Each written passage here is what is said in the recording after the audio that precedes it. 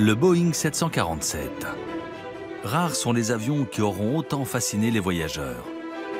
En 50 ans à parcourir le ciel, cet avion a représenté une révolution technologique. Son design unique a changé les vols internationaux. Il faisait le double de la taille des plus gros avions de l'époque. C'est l'avion qui a démocratisé le transport aérien, et notamment les longs courriers. Mais ce premier jumbo jet est un pari à 1 milliard de dollars.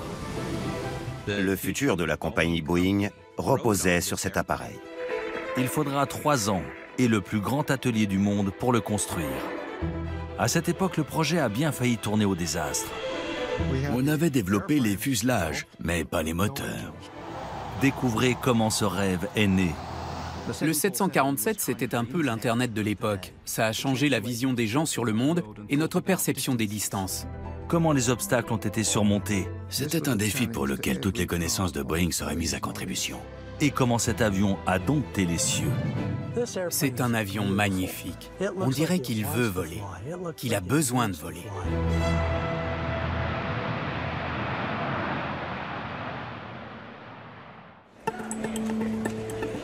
Les avions n'existent que depuis 100 ans, mais ils ont déjà conquis le ciel.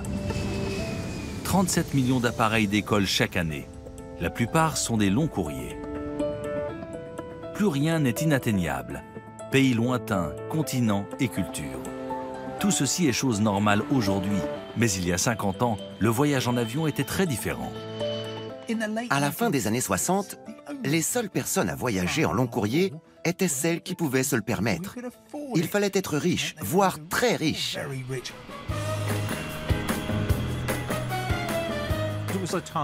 À l'époque, l'avion était encore un véhicule de luxe.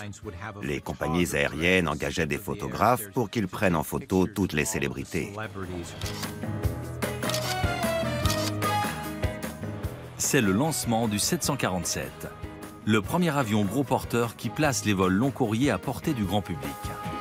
Sa capacité record de 450 sièges a radicalement changé l'économie de l'industrie aérienne.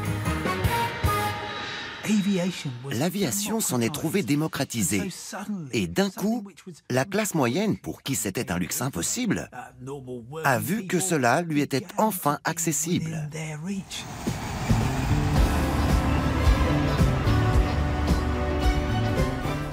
Ça coûtait moins cher qu'à la grande époque d'Imperial Airlines, quand personne ne prenait l'avion pour faire du tourisme. En ce sens, le 747 est à l'origine du tourisme tel qu'on le pratique aujourd'hui. C'était une véritable aventure.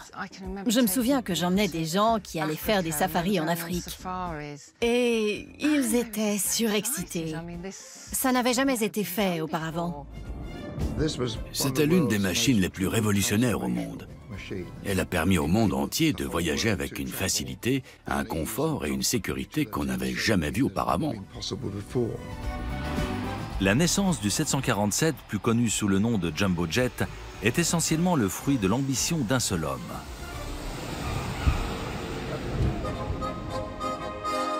Rowan Tripp était le dirigeant tout-puissant de la compagnie américaine Pan Am. Il a débuté avec une première ligne entre Cuba et la Floride pour en faire l'une des plus grandes compagnies aériennes au monde. C'était un innovateur. Lui allait ouvrir la voie du futur. C'était un visionnaire et un entrepreneur qu'on pourrait comparer au Steve Jobs de notre époque. Tripp avait déjà bouleversé le monde de l'aviation avant cela, lorsque le fabricant Boeing avait présenté le 707.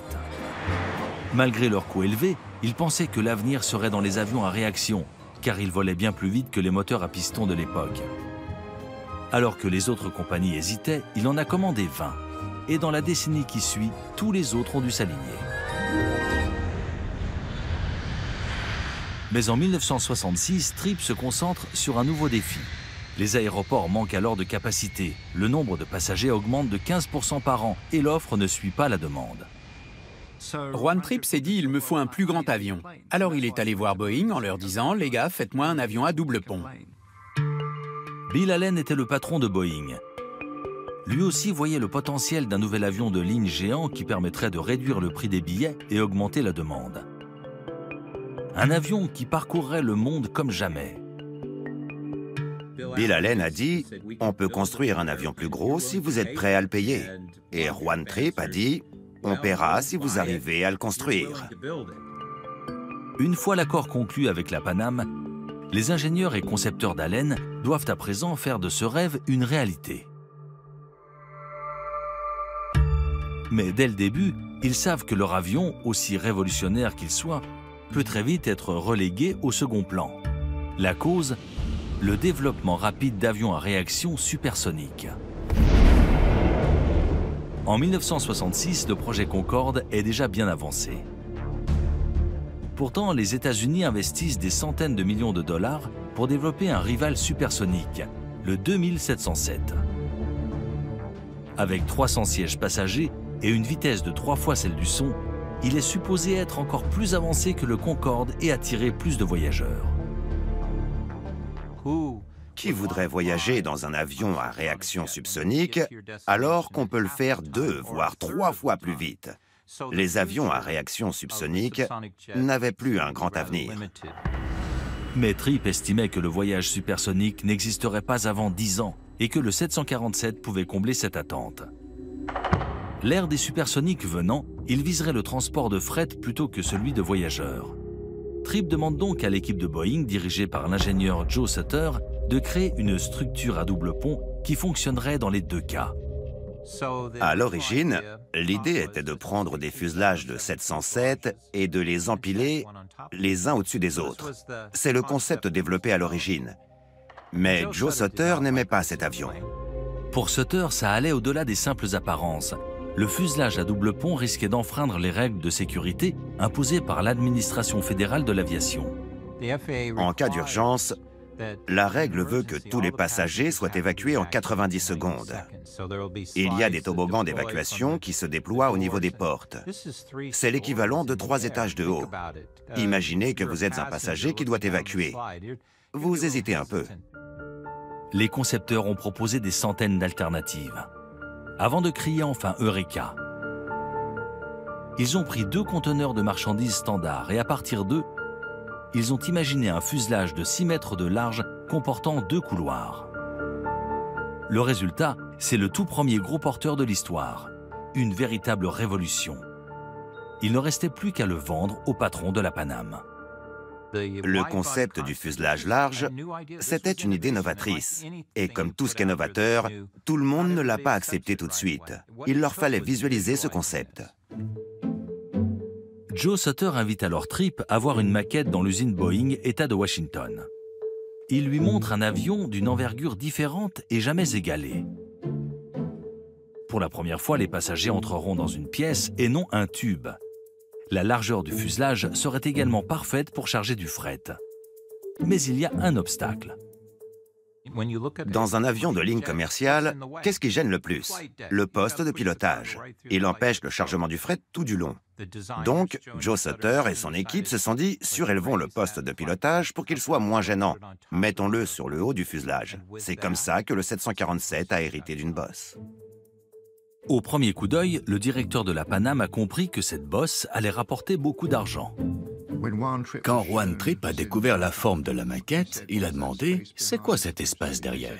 On lui a répondu « La salle de repos de l'équipage ». Alors il a dit « Certainement pas, je veux des passagers ici aussi ». Et il a imaginé une sorte de bar où les passagers de première classe pouvaient monter et boire des cocktails. À partir de là, il était convaincu. C'est ça, c'est bien ça, c'est la bonne direction. Il a donné son accord à Sutter et son équipe pour y aller. En avril 1966, la Pan Am lance la plus grosse commande de l'histoire de l'aéronautique. Le nouveau géant de l'aviation commerciale, l'avion de ligne 747. Le premier de ces grands avions, 25 au total, pour un budget de 525 millions de dollars, sera livré par la compagnie Boeing à la Pan Am American Airways en 1969.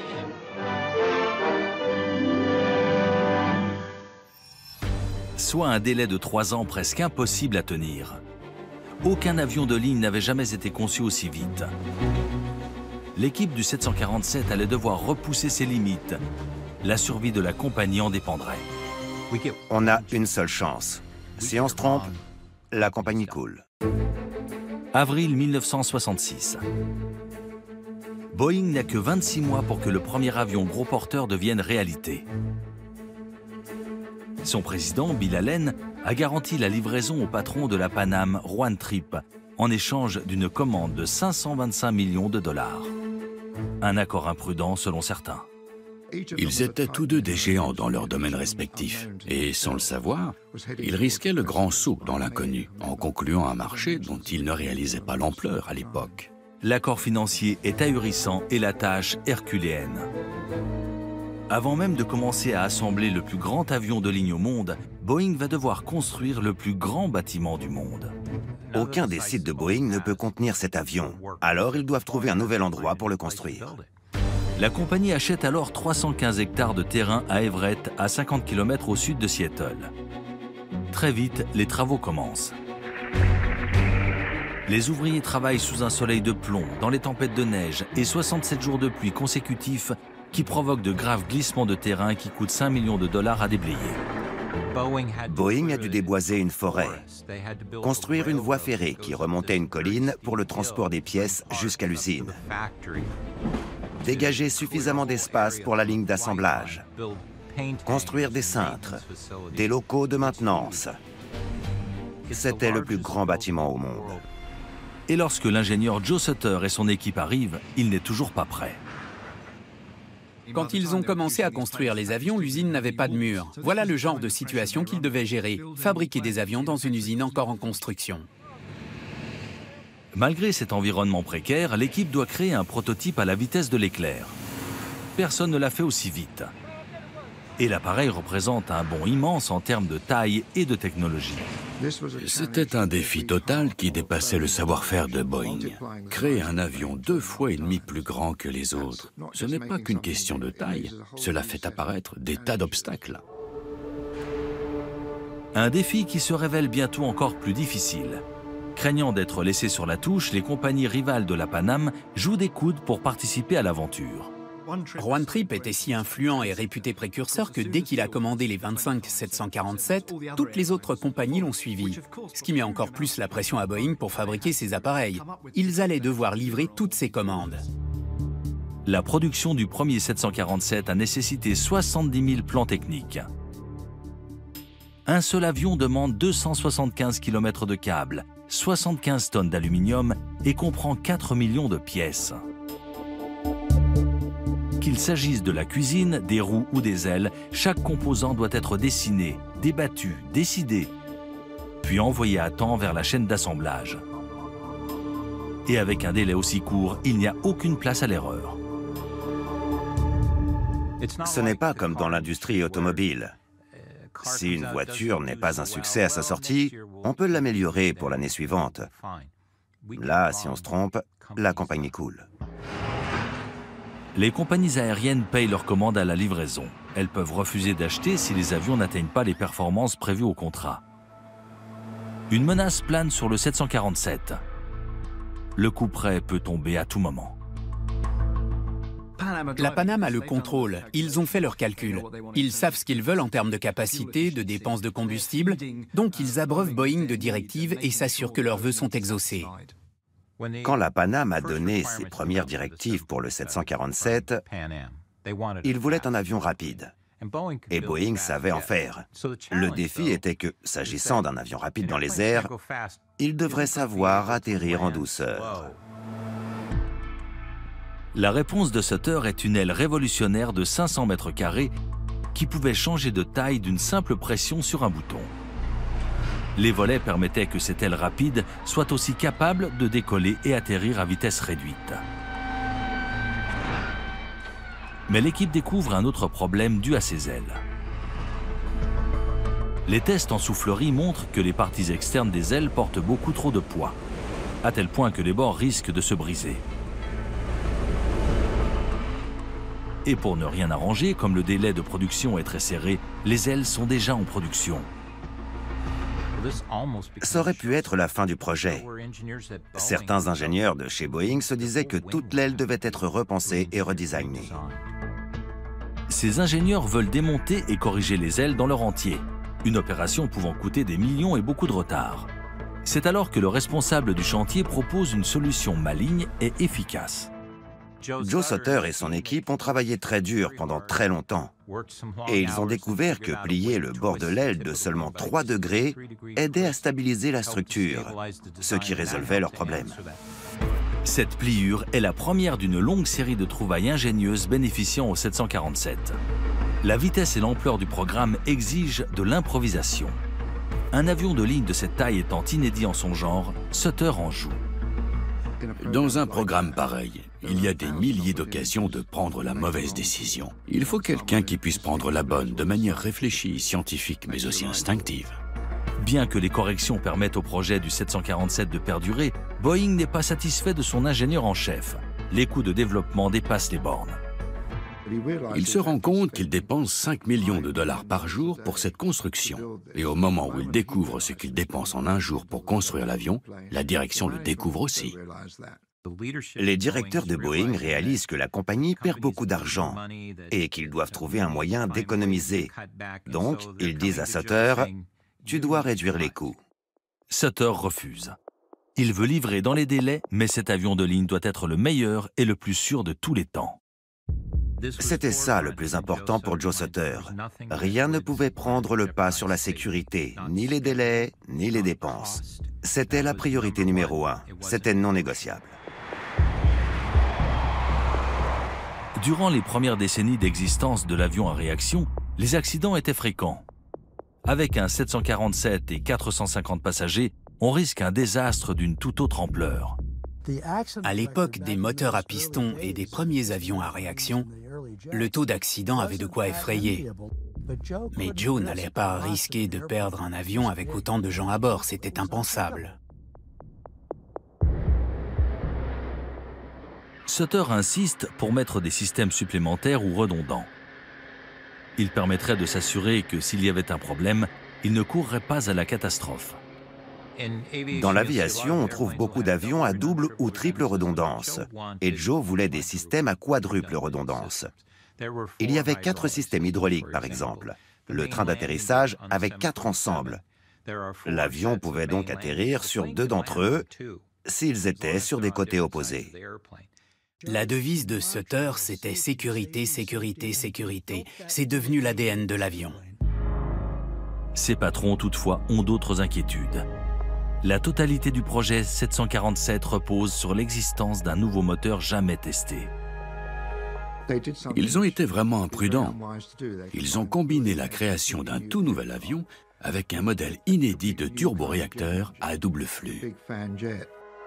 Le fabricant de moteurs américain Pratt & Whitney a été missionné pour concevoir un moteur suffisamment puissant pour soulever l'avion cargo de 334 tonnes. Il devait consommer un tiers de moins que les précédents avions à réaction. La plus grande modification a été d'attacher un ventilateur à la turbine du moteur. Il devenait une hélice cloisonnée.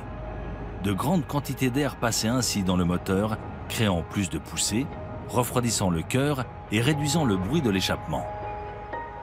L'Anglais Barry Letter a été l'un de ceux qui ont testé ce moteur. Pratt & Whitney avait conçu un moteur exactement comme la compagnie aérienne l'avait demandé, pour réduire la consommation de carburant. Malheureusement, une fois installé, il n'a pas exactement fonctionné comme dans la cellule de test. En réalité, les moteurs surchauffent à des températures dangereuses. Un échec cuisant qui met en péril tout le projet 747. Et Boeing investit son propre argent à chaque étape, en empruntant de l'argent dans toutes les banques du pays, car ils ne seront payés pour ces avions qu'après la livraison. Après avoir emprunté des centaines de millions aux banques pour financer le projet, il est hors de question pour Boeing d'avouer sa déconvenue. Au contraire, ils vont de l'avant. Il fixe la date de lancement pour la presse au 30 septembre 1968, jour où le 747 sera dévoilé au monde. Le lancement était une mise en scène cruciale pour regagner la confiance des gens qui ne croyaient pas au succès de Boeing. Boeing doit montrer que cet avion est prêt à décoller, que tout va parfaitement bien, voire même mieux encore. Admirez ce superbe nouvel avion. Aux côtés des banquiers et des compagnies aériennes qui avaient commandé l'avion se tiennent les ouvriers qui ont travaillé pour terminer cet avion dans les délais. Tous les employés de Boeing qui étaient autorisés à quitter leur poste étaient venus.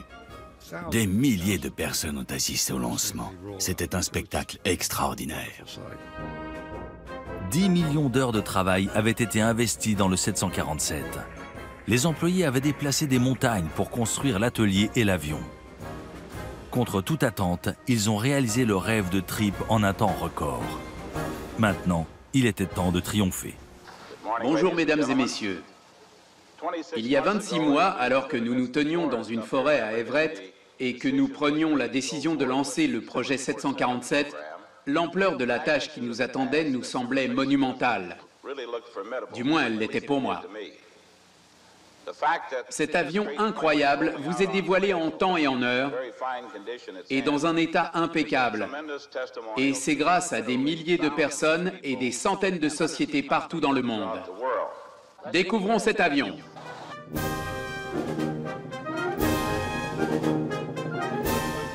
Les portes s'ouvrent et du hangar obscur, il voit pointer le nez de cet avion magnifique.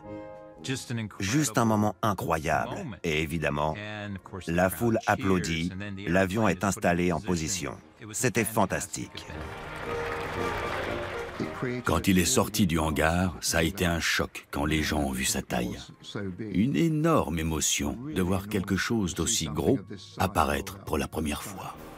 Avec ses 70 mètres de long et sa queue haute de 6 étages, le 747 est époustouflant. Il fait la une des journaux, des deux côtés de l'Atlantique. 1, 2, 3.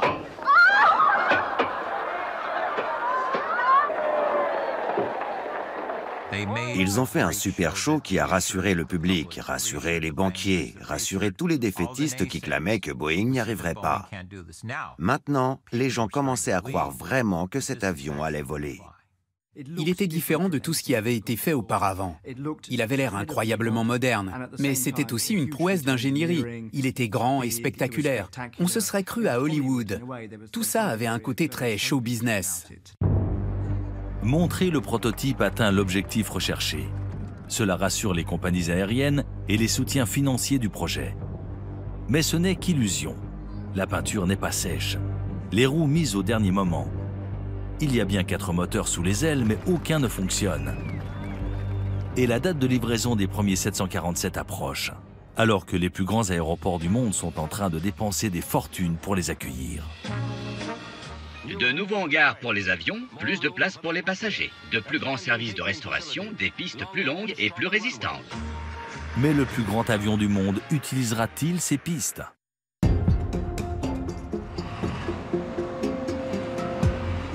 L'usine Boeing à Everett est le plus grand building au monde, presque 40 hectares.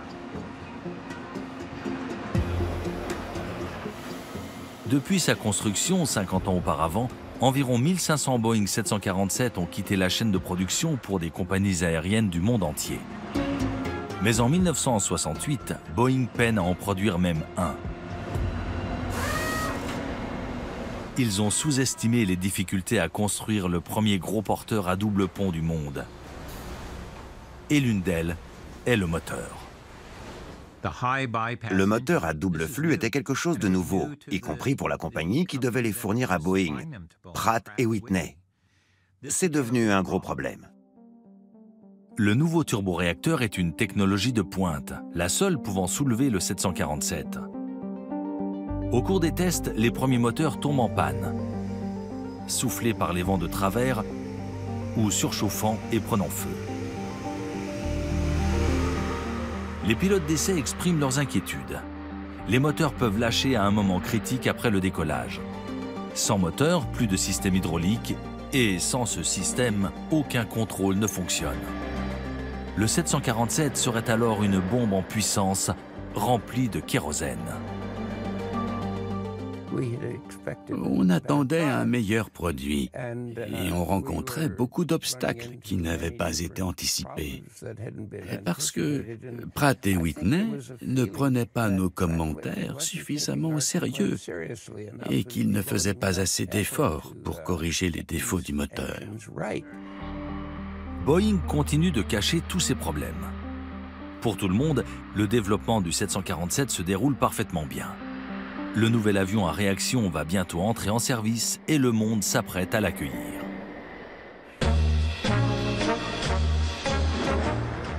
L'année prochaine, les géants du ciel atterriront sur les pistes du tout nouvel Heathrow. Cet aéroport, l'un des carrefours d'aviation civile les plus chargés au monde, va devoir absorber une énorme augmentation du trafic de passagers.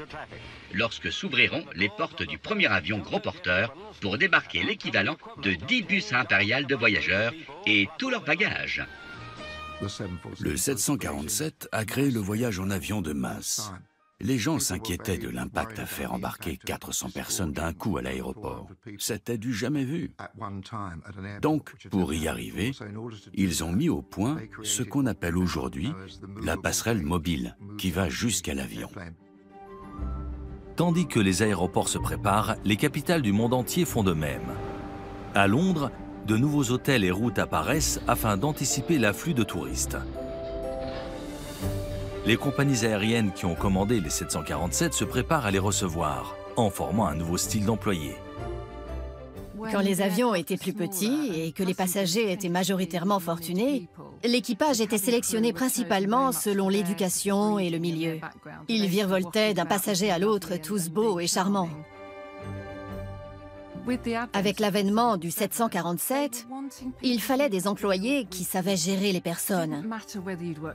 Que vous travailliez dans une boutique, au supermarché ou comme assistant de direction dans une entreprise, si vous saviez résoudre les problèmes et calmer les gens, vous étiez embauché.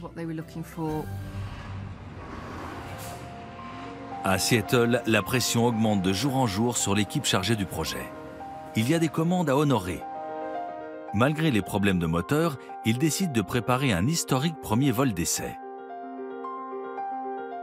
Le pilote choisi s'appelle Jack Weddell. L'avion piloté ce jour-là est désormais au musée de l'aviation de Seattle. Brian Weigel était le copilote. Ça me rappelle des souvenirs de cette période de ma vie où j'étais entièrement absorbé par notre travail sur cet avion. Le 9 février 1969, l'équipe fait face aux médias du monde entier, avec 2 mois de retard. Le tout premier vol du 747 n'était destiné qu'à montrer qu'il était prêt à voler.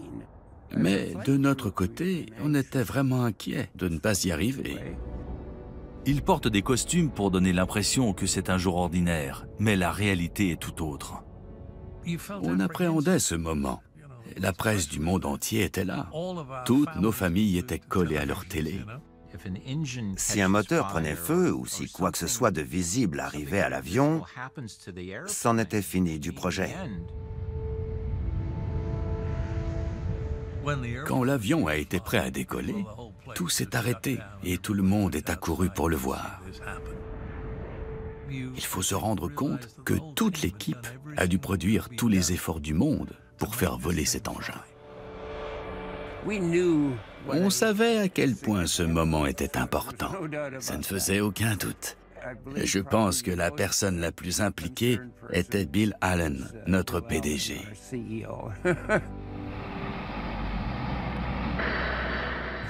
Jack m'a dit que Bill Allen est venu le voir pour lui dire « Bonne chance, Jack.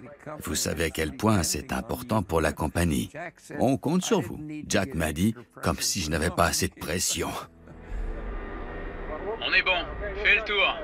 Brian, surveille la température. 80 nœuds.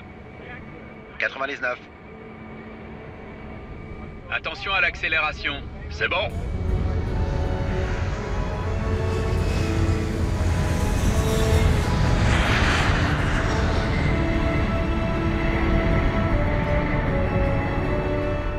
Petite turbulence. Je vais essayer de sortir de la zone. D'accord.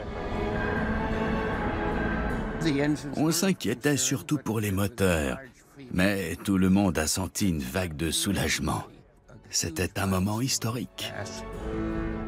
De plus en plus confiant, Jack Weddell décide de mettre à l'épreuve les systèmes redondants du 747 en coupant l'alimentation de différents volets aériens.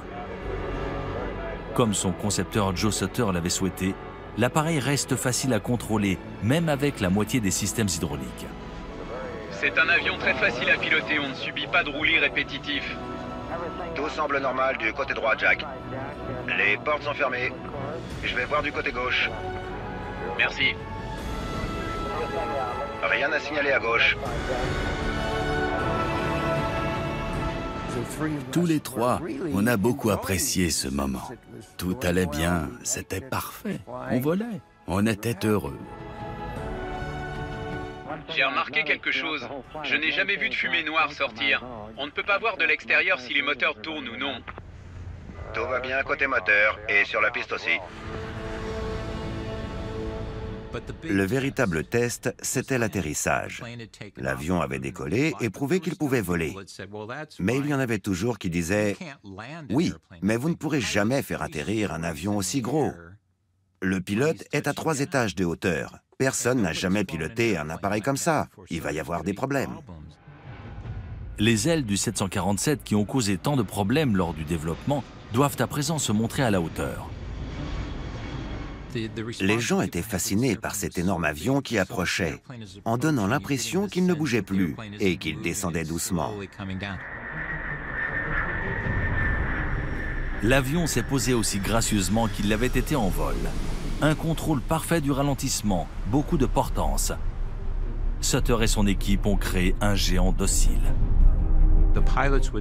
Les pilotes disaient qu'ils ne savaient pas qu'ils étaient au sol avant d'entendre le crissement des pneus sur la piste d'atterrissage. Maintenance, vous pourriez regarder nos pneus avant qu'on rentre? Ok, bien sûr. On les a comptés, vous en avez bien 16 là-dessous. Je pense que tout le monde a été soulagé chez Boeing, à tous les échelons de la compagnie. En 1 heure et 16 minutes, Boeing a montré qu'un appareil de 334 tonnes peut non seulement voler, mais aussi atterrir en toute sécurité. Mais malgré le soulagement et la fête, ils savent qu'ils ont encore du travail. Notamment prouver à l'administration fédérale de l'aviation que le 747 est apte au transport de passagers. Après le premier vol d'essai, on sait au moins que l'avion peut voler. Et à partir de là, c'est le début d'une longue série de tests afin de montrer aux autorités que l'avion est suffisamment sécurisé pour être mis en service. Normalement, il faut au moins 1 an pour corriger les défauts et imperfections d'un nouvel avion. Mais le 747 est en retard et Boeing n'a que 10 petits mois. Quand Jack, Brian et les autres l'ont fait voler en février, à partir de ce moment jusqu'à la fin de l'année, c'était retour au travail, s'entraîner. On avait un délai à respecter. Boeing sort les premiers 747 et les soumet à une série de tests agressifs. Plus de 500 décrochages, des décollages avortés, des impacts avec la queue, des vols avec toutes les combinaisons possibles de charge en carburant et de vitesse. Sutter reçoit alors une mauvaise nouvelle menaçant la date de livraison. Les pilotes rapportent un défaut potentiellement fatal dans l'aile, l'oscillation. L'oscillation est un phénomène que tous les nouveaux avions doivent prendre en compte, car elle peut être très dangereuse. À une certaine vitesse, les pièces d'un appareil peuvent se mettre à vibrer. Si la vibration n'est pas surveillée, elle peut s'accroître jusqu'à endommager l'appareil.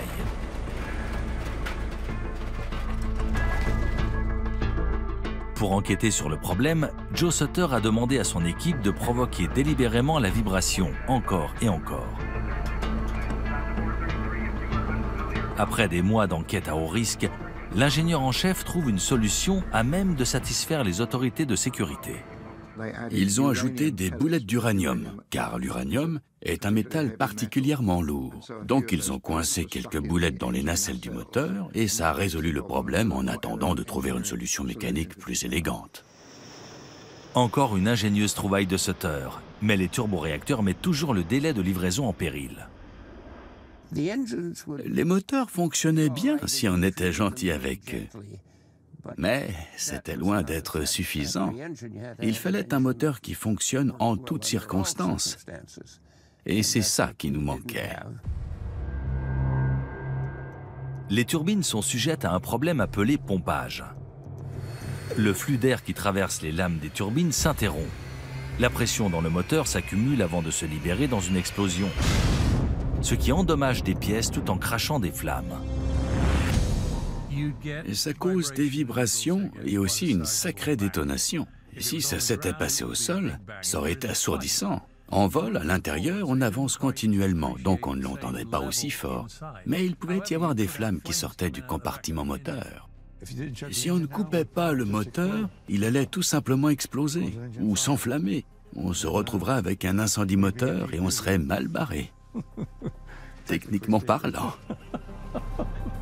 Boeing utilise 87 moteurs pour tester le 787. 60 d'entre eux finissent à la casse, chacun d'une valeur de 800 000 $. En conséquence, lorsque les avions terminés quittent la chaîne de production en 1969, beaucoup n'ont toujours pas de moteur. Pour les empêcher d'exploser en vol, Boeing les cloue au sol. À l'époque, les gens disaient que Boeing avait fourni la plus grande collection de planeurs au monde, parce que les avions attendaient tous leurs moteurs pour pouvoir décoller. Alors que le projet piétine, Boeing doit absolument trouver un moyen d'avoir bonne presse. Le président de la compagnie, Bill Allen, voit une opportunité au Salon de l'aéronautique de Paris en 1969. C'est le 60e anniversaire de l'aéronautique et de l'espace. Si le salon de Farnborough reste très anglais, Paris est international. Les industries aérospatiales de nombreux pays y sont représentées. Le salon de Paris était l'événement dans l'industrie. Si vous vouliez présenter votre dernière technologie, c'était l'endroit idéal. Donc l'équipe du 747 devait à tout prix y être. Mais vu les problèmes de moteur, la traversée de l'Atlantique pourrait s'avérer dangereuse. Patrick de Roberts était officier mécanicien lors de cette première traversée historique. Décoller de Seattle a été une expérience intéressante. Et dès que l'avion a décollé et qu'il a pris l'air, les 4 moteurs ont surchauffé. Le plus important, c'était de réduire la puissance. L'avion était en train de voler. Il ne fallait toucher à rien d'autre. Arrivé à bonne altitude, on a abaissé légèrement le nez et accéléré. On a gagné en rendement. Finalement, les signaux de surchauffe se sont éteints un par un pendant ce qui m'a paru une éternité. À Paris, les foules sont éblouies par le nouveau rival supersonique du 747, le Concorde, sans se douter du drame qui se déroule à 8000 km de là. On a dû prendre une décision. Doit-on continuer vers Paris ou larguer du carburant ou atterrir? Un choix difficile. Alors on a dit, allons-y, l'avenir de notre compagnie est entre nos mains. On y va. Et on l'a fait. On l'a échappé belle. On a eu beaucoup de chance, c'est moi qui vous le dis. Après 9 heures dans les airs, le 747 stupéfie les spectateurs du salon de l'aéronautique avec un vol de reconnaissance à 150 mètres avant d'atterrir enfin. L'impact est énorme. Dans les jours qui suivent, les patrons de compagnies aériennes, les constructeurs rivaux, les VIP et le public, tous grimpent à bord pour voir l'intérieur. La taille et le sentiment d'espace sont révolutionnaires. Un aperçu de ce que vont être les vols des années 70. Il n'avait que des qualités. Il était confortable en termes d'espace, ce qui était un luxe. Il faisait gagner du temps, ce qui était aussi un luxe. Mais il était aussi rassurant et il avait l'air solide. C'est un avion magnifique. On dirait qu'il veut voler, qu'il a besoin de voler. C'est un avion parfaitement proportionné et parfaitement conçu. La première traversée de l'Atlantique du 747 est un triomphe. Et seulement 6 mois plus tard, il fait son tout premier vol commercial entre New York et Londres. Mais les problèmes de moteur qu'il a connus sont loin d'être terminés. Oh que non. Je préfère être dehors que dedans. Vous avez eu peur? Non. On nous a dit que quelque chose brûlait. On est descendu. Bien que l'apparition du 747 au Salon de l'aéronautique de Paris en 1969 soit un triomphe publicitaire, au siège de Boeing à Seattle, l'ambiance n'est pas à la fête. Avec 2 milliards de dettes, les mois précédant le lancement sont une course contre la faillite. Mon patron est venu me voir en disant « Pat, on a un problème. La compagnie Boeing risque d'être mise sous séquestre. On devrait peut-être chercher un nouveau travail. » Le problème venait du fait que l'administration aérienne américaine mettait son veto sur le transport de passagers tant que les pannes de moteur récurrentes n'étaient pas réglées. Le fournisseur Pratt & Whitney, lui aussi accablé financièrement, se résout à partager ses plans, permettant à Boeing de résoudre l'énigme. Quand le moteur était dans les airs, quand la poussée arrivait, le moteur pliait.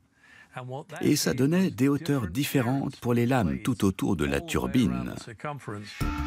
Cela avait pour conséquence de changer le flux d'air dans le moteur. Il calait, augmentant pression et température intérieure et provoquant les explosions.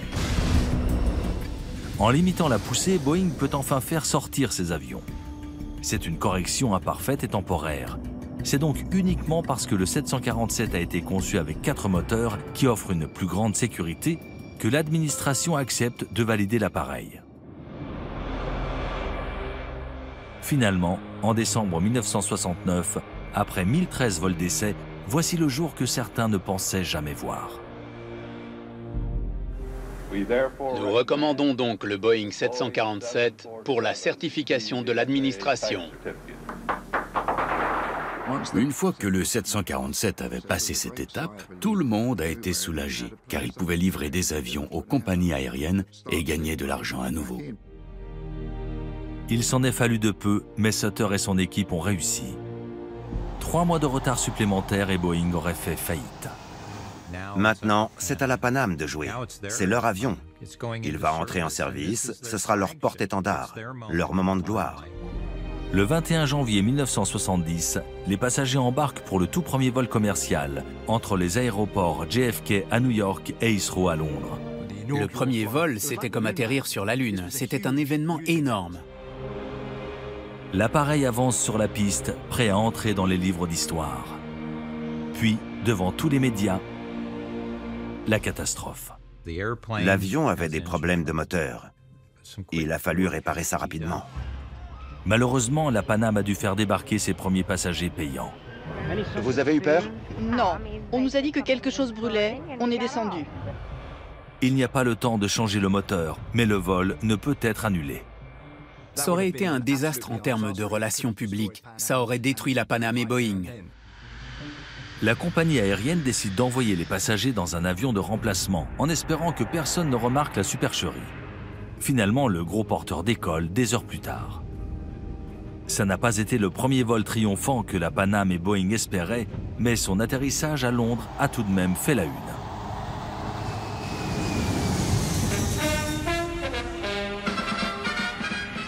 L'aéroport d'Heathrow à Londres a accueilli l'arrivée du premier avion gros porteur au monde avec une étonnante facilité. Mais un grand nombre de journalistes et de membres du public se sont pressés sur le tarmac pour avoir une meilleure vue de l'appareil qui va révolutionner l'avenir de l'aviation civile. Ça vous a plu? Je voyage beaucoup en avion et je crois que c'est le meilleur appareil que j'ai jamais connu.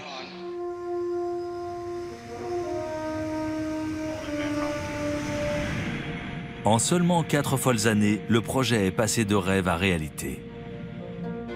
Joe Sutter a gravé son nom dans l'histoire de l'aviation comme étant le père du 747. Le directeur de la Pan Am, Rowan Tripp, avait demandé un géant qui pouvait transporter 450 passagers sur longue distance. Et les incroyables travailleurs de Boeing y sont arrivés. Surtout pour un avion de cette taille. C'est incroyable qu'ils aient tenu ces délais. Ils ont surmonté des obstacles gigantesques. Les gens impliqués ont tous partagé un sentiment de fierté. Et tenu des délais les plus serrés. Le mérite revient aux concepteurs, aux ingénieurs et à Monsieur Joe Sutter. Ils ont construit un avion qui allait changer à jamais le monde du tourisme. Dans le prochain épisode, découvrez un nouveau degré de luxe. On faisait descendre un écran devant chaque cabine et les gens pouvaient mettre leur casque et regarder le film. Une nouvelle compagnie aérienne remet en question la supériorité du gros porteur. Peu importe combien vous payez, mes billets sont moins chers. Et alors qu'il se fait éclipser par les dernières générations de supersoniques, quel sera l'avenir du 747 après 50 ans d'existence? La différence, c'est que l'intérieur a été entièrement démonté et qu'on l'a rempli de fret.